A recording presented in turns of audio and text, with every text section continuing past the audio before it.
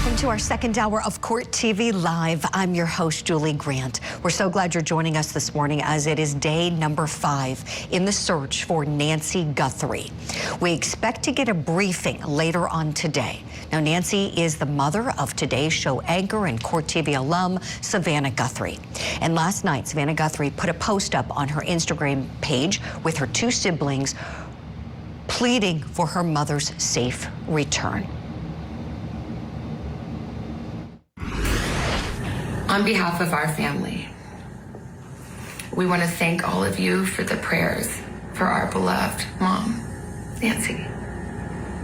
We feel them, and we continue to believe that she feels them too. Our mom is a kind, faithful, loyal, fiercely loving woman of goodness and light. She's funny, spunky, and clever. She has grandchildren that adore her and crowd around her and cover her with kisses. She loves fun and adventure. She is a devoted friend. She is full of kindness and knowledge. Talk to her and you'll see. The light is missing from our lives. Nancy is our mother. We are her children. She is our beacon.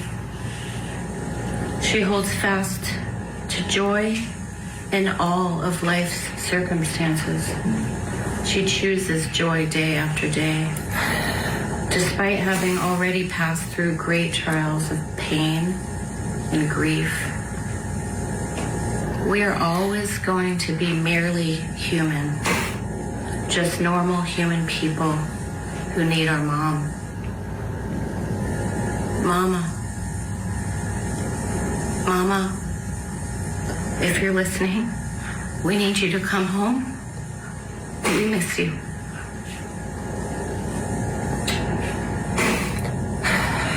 Our mom is our heart and our home. She is 84 years old. Her health, her heart is fragile. She lives in constant pain. She is without any medicine. She needs it to survive. She needs it not to suffer. We too have heard the reports about a ransom letter in the media. As a family, we are doing everything that we can. We are ready to talk. However, we live in a world where voices and images are easily manipulated. We need to know, without a doubt, that she is alive and that you have her. We want to hear from you, and we are ready to listen.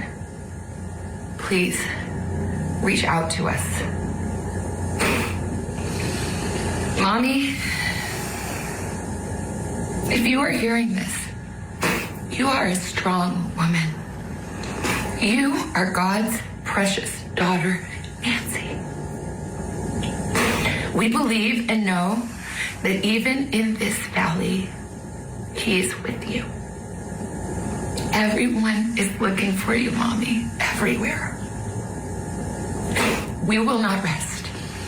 Your children will not rest until we are together again.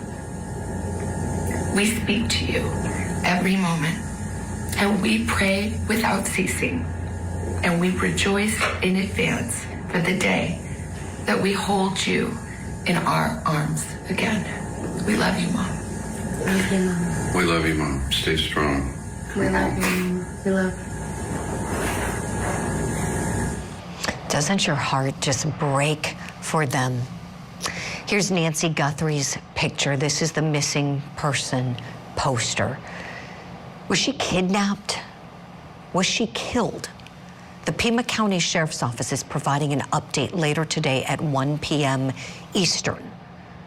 We're going to be covering that here at Court TV for you and bringing you any new information that we learn in the meantime. Let's talk about this case right now and what may have happened to Nancy Guthrie. I want to bring in retired police lieutenant and canine expert Mike Gould and former district attorney and now practicing criminal defense attorney Matthew Mangino. Good morning to you both. Lieutenant, I'll begin with you on the investigation. Would you share with us some of the biggest questions that you have as you're watching all the new developments and reading about the information the sheriff's office has put into the public so far?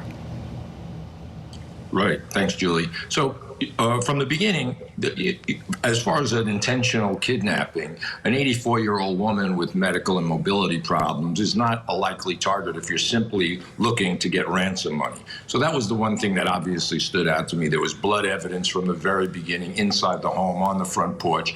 The sheriff described it as a very disturbing crime scene from day one, pretty much. Secondly, if we look at the video last night that Savannah and her family made, the question I have, is it targeted towards an individual suspect? Because she said, we want to talk to you. She didn't say, we want to talk to anyone who has my mother. So these are just little questions that bounce around in the back of my mind that raise question. But the interview was obviously very scripted, very deliberate, and quite correctly so with the help of law enforcement. It's a written statement, basically. So, yeah, there's a lot of questions still remain, Julie. Yes, and I appreciate you saying that, Lieutenant. And for anybody who might have missed it, you were kind enough to make an appearance with us this morning on opening statements, and I had asked you that question about, do you think the family wrote up the statement on their own, or do you think law enforcement helped or was behind it and prompting it? And you said, as you noted just now, you think this was very intentional, done by law enforcement for a purpose. The exact purpose, we just don't know at this hour, but they know more than we do, rightfully so. Matthew Mangino, I want you to hearken back to your time as a district attorney in the great Commonwealth of Pennsylvania.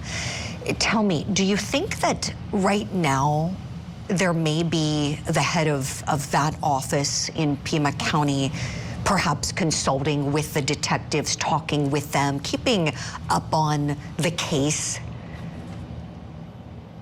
Well, certainly. I would think that prosecutors are working hand in hand with investigators. I mean, number one, ultimately, if there is a suspect, if there is an arrest, regardless of the motivation here, you want to make sure that everything that's being done right now is in line with statutes and in line with policies and procedures, because ultimately you may have to try this case. So you're going to be looking very closely at what what investigators are doing, working hand in hand. If there's search warrants, if there's other things that need to be done, you're right there ready to move forward if in fact that's the case. Mm-hmm. Right. I appreciate that. I think that's something that our viewers would appreciate too, knowing that prosecutors are ready to assist. I'm sure, Matt, many times, you got calls very late at night, for perhaps an emergency question on charging, or, maybe even you personally visited crime scenes, with big cases. And so that partnership is really important, something you and the lieutenant know very well. Lieutenant, I want to go back to you on the canines. Because in addition, to your very high rank in the departments where you served, you also were the commander of the K-9 unit in Nassau County. You run Houndstown, USA now. You're an expert witness in federal and state court when it comes to the dogs and their capabilities. Yesterday, the dogs were brought back, and we saw there was initial reporting that there were dogs initially at the home. To what extent, we don't know, but that was at least some reporting that we saw out there. Now we know, we saw the video of them going all over that property yesterday, many of them. Talk to me about the utility of the dogs and how you think these dogs can help find Nancy Guthrie. Yeah, Julie. So it's always a welcome sight for me. Of course, I'm biased to see a police dog, a police canine, or a dog present in these investigations. We forget sometimes, we're such a technologically oriented society when we think about DNA and the thermal imaging and all of these other devices. But I've been preaching this for 40 years. Sitting on your couch at home is probably one of the most sophisticated pieces of technology in odor detection, because that's what dogs do. They find your slippers, they find your remote control. So they're natural hunters of evidence for law enforcement when they're trained properly. We are shedding, as we sit here, we are shedding skin cells, thousands and thousands of skin cells that attach to the environment. And a properly trained dog is trained to detect these odors wherever they may be. It can be on evidence, it could be on a piece of clothing, it could be on a cigarette butt. So to me, they're invaluable. So I was happy to see them there. Sometimes we forget about it. We just don't think of dogs as technology. But I can tell you, there is no other technology that can duplicate the ability of a dog in detecting microscopic odors that are invisible to the human eye. Amen. I'm with you, Lieutenant. You know, I've had a personal fascination with canines for many, many years. Before my time as a prosecutor, after my time as a prosecutor, when I worked for years as a news reporter. And there was a story I did with a trailing dog in Pittsburgh. Matt Mangino will appreciate that. Pittsburgh police did it with me, where we experimented, and I had used, and I thought of it just now because I keep lip gloss nearby with me on the set, but they used this. They had me take a lip gloss, touch it, open it, put it on my mouth, and they used a vacuum to vacuum the scent from this that had my scent on it, put it in a bag, and let this trailing dog smell it. And then we did an experiment where we went out to the cemetery, and I went way far away, nowhere near this dog. And that dog tracked my scent all through this windy, I was amazed. If I hadn't seen it with my own eyes from something like this, and I'm using this as an example right now because it's all I really have to demonstrate this, but Lieutenant, you know, all it takes is one item like that, right? If they have something of Nancy Guthrie's they can take, that a dog can sniff, you can potentially get from point A to point B very easily, can you not? Yeah, absolutely, Julie. But those are specially trained tracking and trailing dogs. But almost all dogs, to the example you just used, if I threw that lip gloss out into the woods, almost any properly trained dog will detect that. So that in itself has forensic value. It's your lip gloss. So most dogs, it's very difficult for them to go, and the dogs you're talking about are highly trained to go from point A to point B. But almost all dogs will recover your lip gloss. And now it's up, obviously, to a human being to make the connection. Oh, yeah, Julie wore this, you know, make the forensic or evidentiary connection. But they can do it like heat-seeking missiles. This is not a challenge to them because they see things that are invisible to our eyes, always. We just can't appreciate that. And it's, again, your dog at home could go out in the backyard and bury a bone in the winter, and in the springtime, dig it right back up without a second thought. So what are they? They're recovery dogs. They're recovering evidence, always. That's what they do. Yes, you're so right. They can do what even the most seasoned, skilled,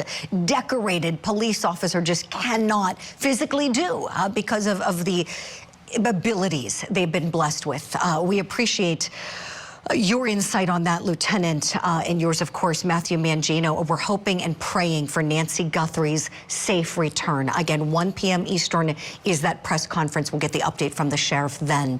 We're going to hit our first break.